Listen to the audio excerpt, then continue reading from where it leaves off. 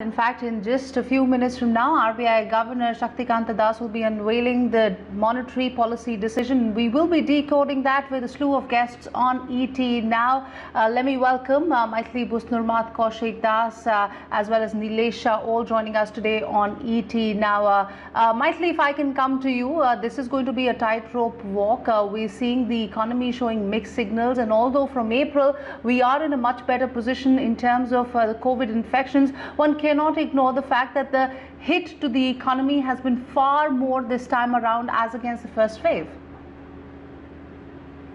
You're right, Ruchi, but unfortunately the MPC and the RBI, if I may add, has painted itself into a bit of a corner because they have been focusing time and again on growth, which strictly speaking should be the fiscal policies domain, almost neglecting the core aspect of monetary policy, which is price control. We've seen inflation really pick up in the last year and continue this year, along with reflationary tendencies all over the world. So now, having painted itself into a corner and growth not really doing anything very much, in fact, on the contrary, signs are that growth will continue to decline, at least for the next immediate future.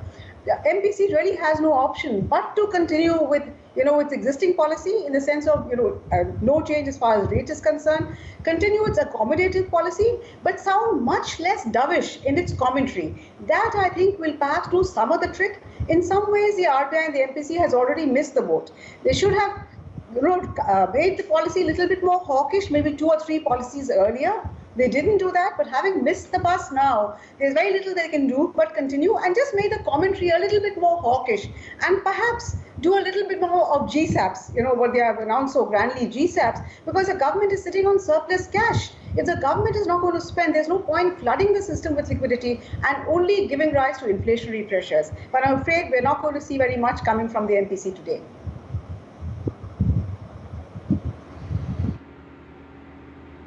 All right, let me take it across to Kaushik Das. Hi Kaushik, good morning. Your first thoughts on your expectations from the monetary policy ahead, as Maithili says that there's no point in pumping in liquidity in the markets if the government is not going to spend. And, talk to us about what are your expectations from the policy ahead today.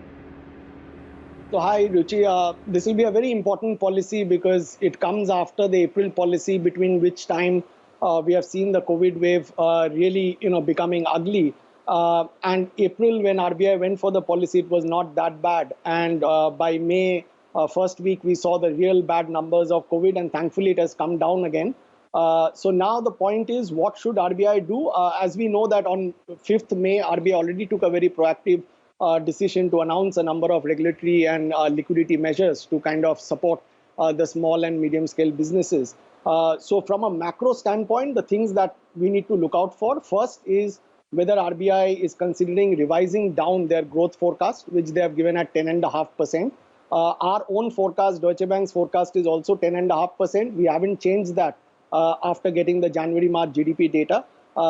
We think, RBI possibly should hold on to the 10.5% growth forecast at this stage, because it's too early to make any adjustments at this stage, and probably they can wait till August to make any changes to the growth forecast. But if they have to make it, because a lot of people have already come down to 9.5%, they might as well do it, and there could be justification for doing that as well.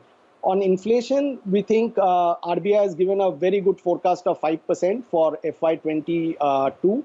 So we don't think you need to change that at this point of time. So both growth and inflation forecast can remain where it is, but RBI can obviously highlight the downside risk to growth, and if required, they can kind of change those forecasts when they get more evidence. From the market standpoint, what the bond markets will be looking for is the announcement related to GSAP. RBI is supposed to announce 40,000 crore of GSAP for the remainder period of April-June, and for July-September, GSAP 2. 1 trillion INR is more or less expected anyway. The question would be whether RBI announces more than 1 trillion INR worth of GSAP, what they announced for April-June. So if they announce 1.5 trillion, that would be positive for the GSEC market. So that is also one more thing which we would look out for. And then possibly they will announce, measures which will make it easier for banks to restructure, the debt recast plan that RBI has already announced. Maybe some more liquidity to NABARD, SIDBI, National Housing Bank, Those sort of regulatory and liquidity measures is what we expect from RBI today. Right. Let me also take it across to Nilesh. Then, Nilesh, we're seeing that from the once optimistic forecasts, now economists across the board, from SBI to Moody's, all are paring down their GDP forecast for the year FY22. And of course, we are in a tough spot, but we're seeing the COVID infections on a decline as well. So, how do you think the RBI is going to look at the growth aspect, even as we're seeing the second wave of COVID-19 ebb, and of course the risks of a third wave coming in as well? I think RBI has done an excellent job in managing economy so far. Economists were predicting 25% decline in India's GDP growth in FY21, and we have ended the year at about -7%. In the past, we were worried about US Fed raising interest rates and impacting Indian bond yields. US yields have jumped about 3 times from the bottom, and Indian interest rates are exactly where it was. We received record inflows in FY21, and RBI managed that pretty well, giving a lot of surprises to foreign exchange players. So they know exactly what they are doing. They have managed liquidity well. They have absorbed dollar supplies well. They have controlled inflation so far. And despite rising inflation in commodity prices, CPI inflation is well within RBI's comfort level. They have kept rupee stable. They have kept interest rates stable. They have ensured that massive borrowing program of the government goes through. They have taken variety of steps from OMOs to GSEP to Operation Twist to manage the yield curve. So they should just continue doing what they are doing, managing multiple conflicting objectives, one side supporting growth, other side controlling inflation. It's a tightrope walking. Not many central banks around the world is capable of doing it. But RBI has been doing it for years and decades, and they should continue doing it. They also have to ensure that government's borrowing program goes through, and the impact on interest rate is as minimum as possible. That's important for growth recovery. It's again a very mammoth task, but RBI has been doing it excellently. So they should just continue doing what they have done over the last 1.5 years, managing conflicting objectives very, very smartly.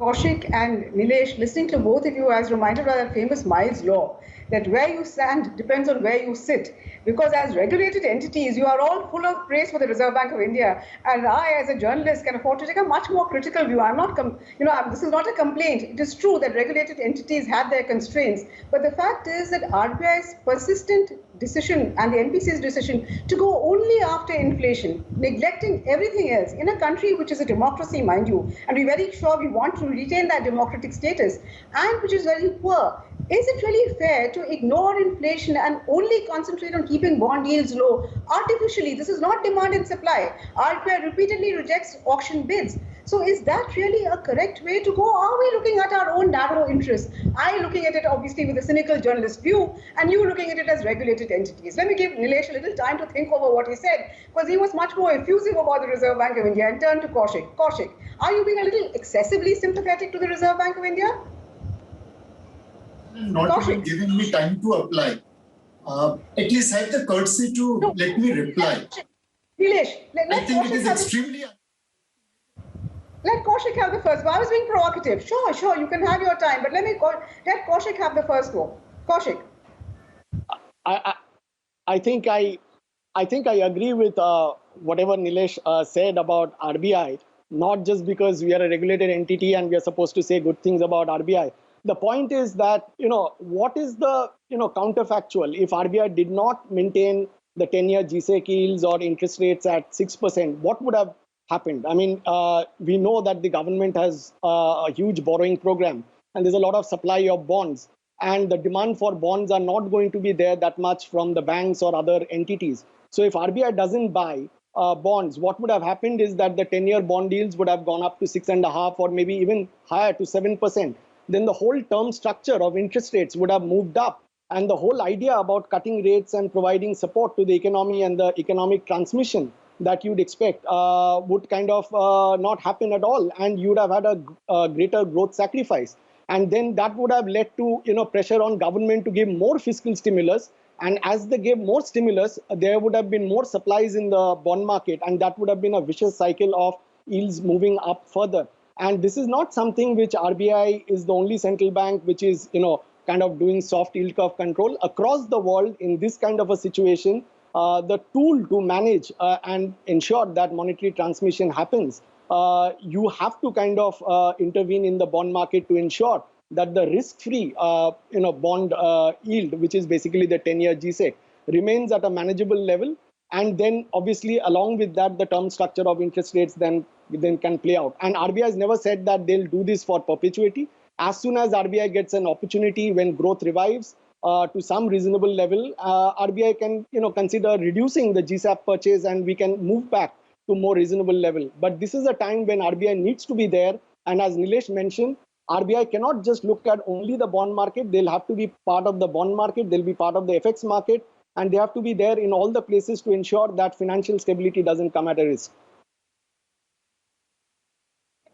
Particularly provocative statements, very sportingly. But my point really is on the point of yield management. The RBI as a government's bond manager, yes, needs to keep interest rates low. But if by keeping interest rates low, there is no improvement in credit offtake, does it really serve a purpose, especially when you think of the cost of keeping interest rates, as I said, artificially low? So my question, Kaushik, to you is, what is the trade-off? Are we really thinking very cogently about the trade-off? Because if you look at the minutes of the last time's meeting, you'll see that Jayant Verma had expressed a great deal of doubt, apprehension regarding RBI's time-based guidance, forward guidance, which is stuck to for 3 consecutive policies. And I think we have Nilesh. Nilesh, please don't take offense. I was just being deliberately provocative, because in a debate, we need to have a little bit of discussion and debate. Otherwise, there's really nothing very much for us to say. So please let me hear. Give it to me as good as you got it. No. All I want, Maithili, there should be debate, but it should be two-way debate. If you are making a comment on me, allow me to respond, not Kaushik to respond on my behalf. No. We are saying that we are a regulated entity, and hence we should always be praising our regulator. Look at our track record vis-a-vis any regulator, how many fights we have taken with them. And this is the beauty of Indian regulators, whether it's SEBI, RBI, anyone, where they allow us open to give criticism. Now, we will give our criticism, our comments in private. We won't comment into public.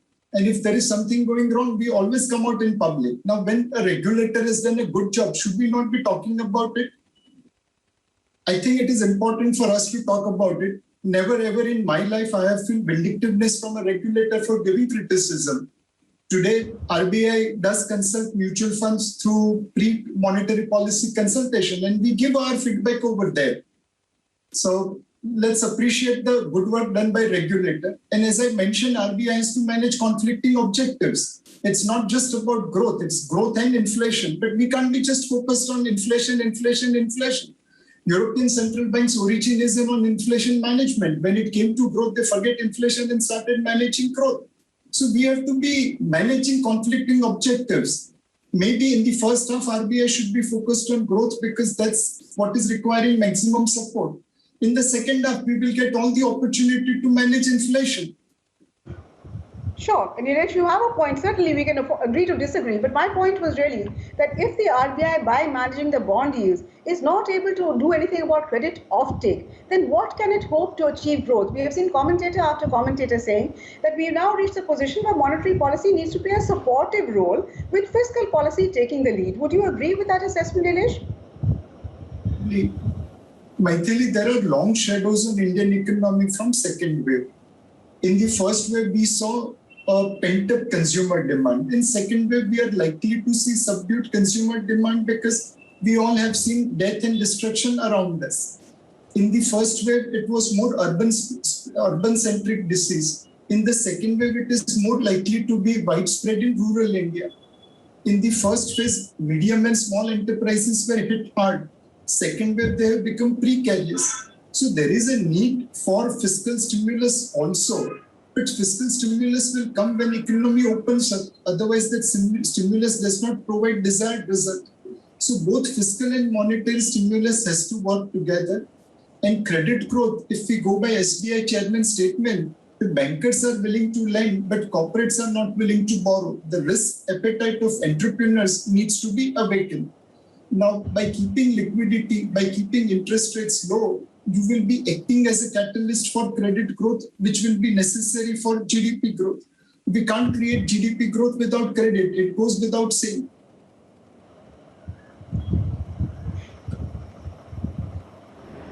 All right, let's take that point across to Kaushik as well. Kaushik, just under 2 minutes to go for the RBI Governor Shaktikanta Das to begin his monetary policy address. But the point that Maitli was making, where do you stand on that? The fact that it is now time that monetary policy plays a more supportive role and fiscal policy should be at the forefront.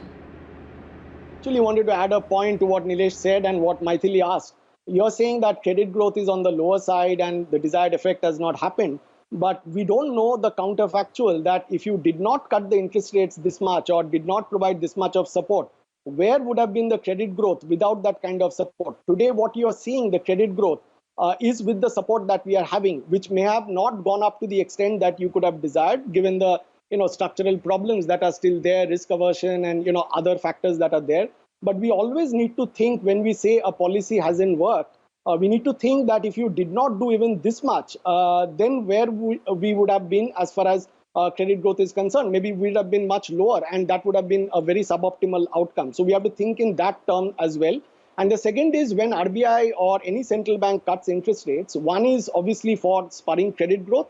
The other thing is we need to remember that a lot of people have taken loan and there is a debt repayment schedule for many companies or individuals. So when interest rates come down, it also helps people to manage their debt profile well and reduce their debt burden.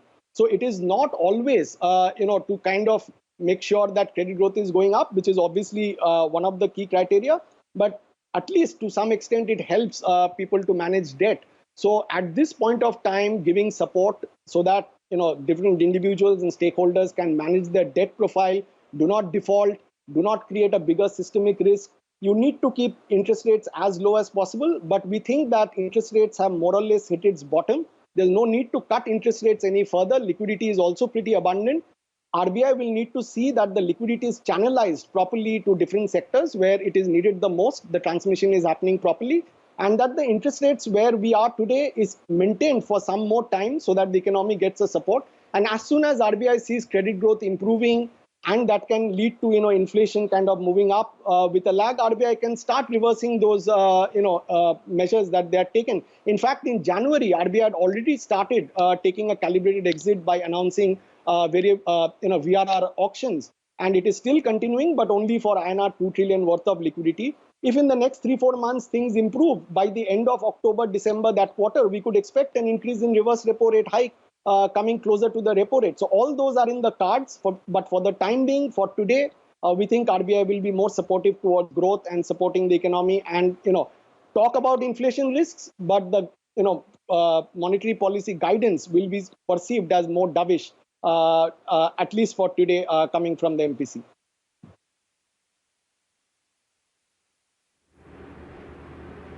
All right, Kaushik, just under 30 seconds to go for the RBI Governor Shaktikanta Das to begin. Let's do a quick check of the markets as well. We're seeing Sensex and Nifty going into the monetary policy pretty much flat. Among the gainers, we have the likes of L&T and ONGC, Coal India, Adani Ports among the gainers, and among the losers, we have the likes of Hindalco, Nestle, Cipla, Eicher Motors that are taking a knockdown almost about 1% each. So that's what's of course happening. In fact, RBI Governor Shaktikanta Das is going to begin his address any moment from now, and as Kaushik was pointing out, it is widely expected that the RBI governor is likely to keep the policy rates unchanged, even though the commentary is going to be more supportive.